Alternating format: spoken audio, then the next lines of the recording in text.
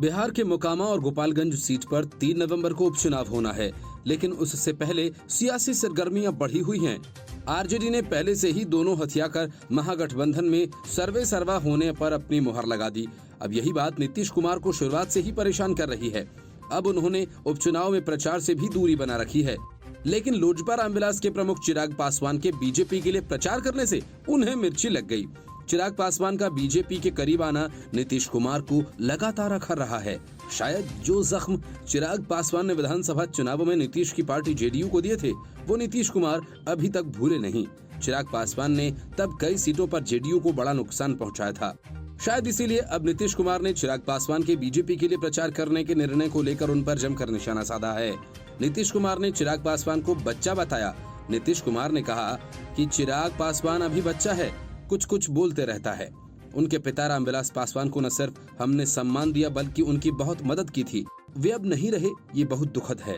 दरअसल मोकामा और गोपालगंज उपचुनाव में चिराग पासवान बीजेपी के उम्मीदवार के लिए चुनाव प्रचार करने वाले हैं।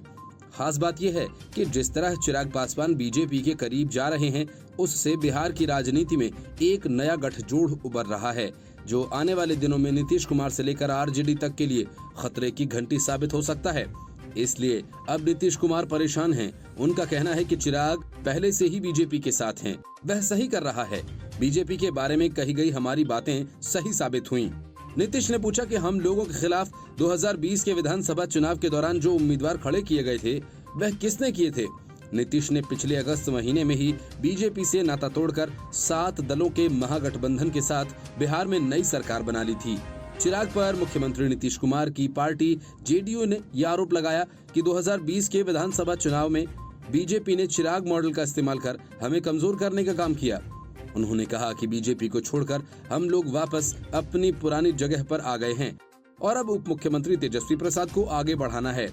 गौरतलब है कि चिराग पासवान ने अविभाजित लोजपा के अध्यक्ष के रूप में साल 2020 के बिहार विधानसभा चुनाव में नीतीश के नेतृत्व को अस्वीकार करते हुए जेडीयू के विरोध में अपने उम्मीदवारों को चुनावी मैदान में उतारा था, जिनमें से कई बीजेपी के बागी थे।